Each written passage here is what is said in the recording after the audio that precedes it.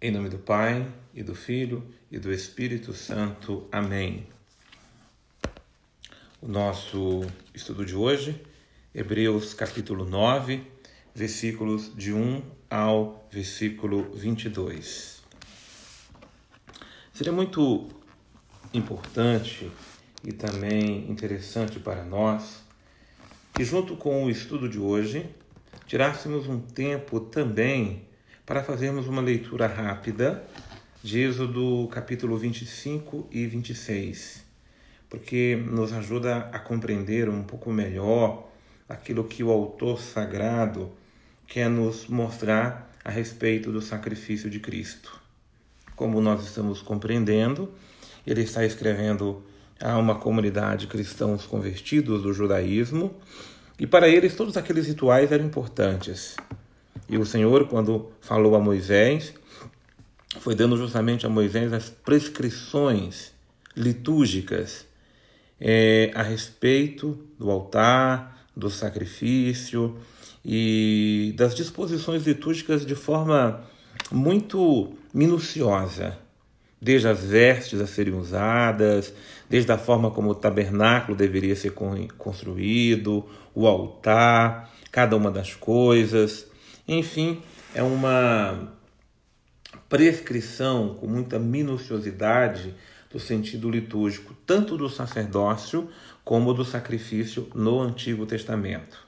Então, dando uma leitura rápida lá no livro do Êxodo, nesses dois capítulos, 25 e 26, nos ajuda a compreender tudo aquilo que o autor começa a falar, a prescrever para nós na primeira parte desse estudo de hoje.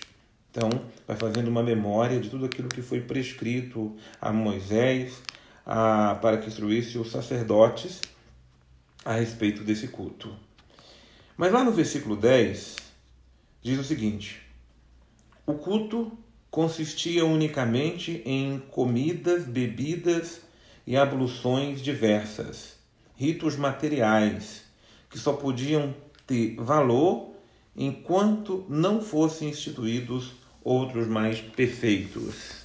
Então o autor quer mostrar que, claro que tem validade aqueles sacrifícios antigos, mas eles não eram perfeitos, eles eram apenas uma figura. E como eu disse, o sacrifício de Cristo é o sacrifício perfeito e eterno.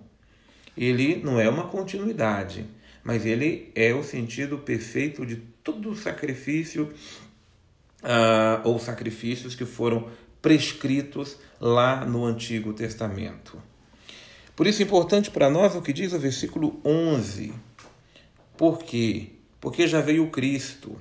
Cristo é o sumo sacerdote dos bens vindouros, através de um tabernáculo mais excelente, mais perfeito, que não foi construída por mãos humanas e nem por mãos deste mundo. Então, todo o santuário do Antigo Testamento, o tabernáculo que foi construído e constituído, apesar de ter sido a orientação de Deus, ele foi construído por mãos humanas. O santuário onde Cristo entrou, este não. Cristo, sem levar consigo o sangue de carneiros ou novilhos, mas com seu próprio sangue, aqui vai entrar o ponto fundamental do nosso estudo de hoje. Com seu próprio sangue, entrou de uma vez por todas no santuário, adquirindo-nos uma redenção eterna. Porque o sumo sacerdote, ele entrava uma vez por ano, lá no Santo dos Santos, mas ele pegava o sangue de animais, de bois, de cordeiros, e oferecia aquele sangue de animais em reparação. O autor sagrado vai até dizer para nós que não há aliança ou não há testamento sem sangue. Por isso que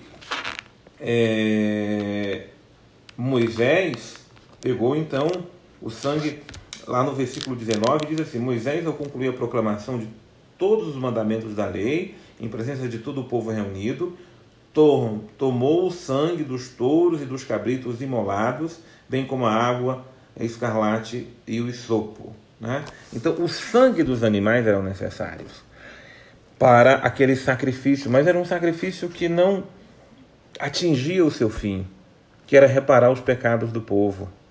Era um sacrifício imperfeito. Mas nós queremos voltar-nos para o sangue de Cristo. Porque no sangue de Cristo está a reparação, a purificação, a renovação de toda a nossa vida. O sangue de Cristo nos renova, nos santifica, nos lava. O sangue de Cristo nos fortifica. E mais do que isso, o sangue de Cristo nos dá a vida em Cristo, porque Cristo não só derrama o seu sangue em sacrifício, mas ele nos dá o seu sangue. O sangue de Cristo é nosso alimento, o corpo de Cristo é o nosso alimento. Então a vida de Cristo está em nós, o sacrifício de Cristo está em nós. A vida que ele trouxe, a vida que ele viveu, ele deu a nós. Que excelência é o sacrifício de Cristo. Que digno é de honra, de glória, de exaltação o sacrifício que ele ofereceu por nós. Porque não se pode mais sacrificar animais, cordeiros, nada. Nada, nenhum sacrifício que eu faça aqui na terra é capaz de reparar os meus pecados, a não ser a minha união, a não ser a minha comunhão, a não ser a minha entrega ao único sacrifício perfeito, que é o sacrifício de Cristo Jesus, nosso Senhor. Sangue quer dizer vida, e ele derramou seu sangue para nos dar sua vida. Por isso a vida de Cristo está em nós. A vida de Cristo está em mim, está em você, por causa do seu sangue derramado para a remissão dos pecados. É isso que nós escutamos. Ele tomou o cálice em suas mãos e deu aos seus discípulos, dizendo: tomai todos e bebeis, este é o sangue da nova e eterna aliança, derramado para a remissão, para a purificação dos nossos pecados. Nós precisamos nos voltar para o sangue de Cristo, invocar o sangue precioso de Cristo. Primeiro, para que ele possa nos redimir dos nossos pecados todos. E aqui tem uma coisa importante: Cristo não só nos redime do pecado, mas ele também nos dá força para combater o pecado. Porque nós muitas vezes nos tornamos fracos, nós nos tornamos impotentes diante do pecado. Nós precisamos de força para combatê-lo. Então não basta só reparar o pecado, é preciso combater também o pecado. E onde combatemos a força do pecado em nós? No sangue de Cristo derramado por nós. Porque a vida dele foi combater o mal e combater o pecado. Uma vez que a vida dele está em nós, o sangue dele está em nós, é ele que nos dá força para isto. Ele que nos dá força para o combate, sobretudo para o combate do pecado. A pessoa, quando está exaltada, ela está muito ofendida, nós dizemos: o sangue subiu pelas veias, o sangue da pessoa está correndo. E aí a pessoa fica realmente, eu digo a pessoa, cada um de nós ficamos inflamados por causa disto. Mas o que precisa nos inflamar é o sangue de Cristo. Inclusive para combater a ira, a raiva, o ressentimento, a mágoa. Alguém me disse: eu não consigo perdoar, tem uma força maior do que eu já tentei perdoar, eu já tentei mudar de vida, não consigo. Invoca o sangue de Cristo. Se entregue ao sangue de Cristo. Seja inebriado pelo sangue de Cristo, porque o sangue de Cristo não é só para reparar pecados passados, mas o sangue de Cristo é para nos conceder a vida nova e para nos dar a força, o alento no combate ao pecado. E para encerrar, o versículo 22 nos diz: aliás, conforme a lei, o sangue é utilizado para quase todas as purificações, e sem efusão de sangue não há perdão. Nós precisamos do sangue para sermos perdoados e precisamos do sangue também para perdoar.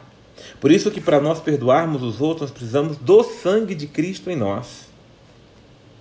Os judeus não vivem a prática do perdão no seu sentido mais pleno. Pelo contrário, eles muitas vezes pagam olho por olho, dente por dente, e a vingança é permitida. Muitos vivem nessa lei antiga também. Não conseguem perdoar as ofensas. Porque no sangue da pessoa está correndo o ressentimento, a mágoa. É sinal de que não foi purificada pelo sangue de Cristo. O sangue de Cristo não a renovou. Quando o sangue de Cristo nos renova, os nossos sentimentos são renovados. Como nos ensina a palavra, sangue é vida. Se nós recebemos o sangue dele, a vida dele está em nós. E por isso a nossa vida é transubstanciada, a nossa vida é transformada, a começar dos pensamentos, dos sentimentos e da vontade que nós muitas vezes temos. Vontade de se vingar, vontade de fazer o mal, vontade de cometer coisas que não convêm. E essa vontade que temos em nós, ela é convertida pelo sangue de Cristo. Invoquemos o santo sangue de nosso Senhor e Salvador Jesus Cristo, oferecido uma vez por todas para a nossa santificação, para a nossa renovação, para a nossa purificação, para que sejamos homens e mulheres novos, segundo a graça do Senhor. Em nome do Pai, e do Filho, e do Espírito Santo. Amém.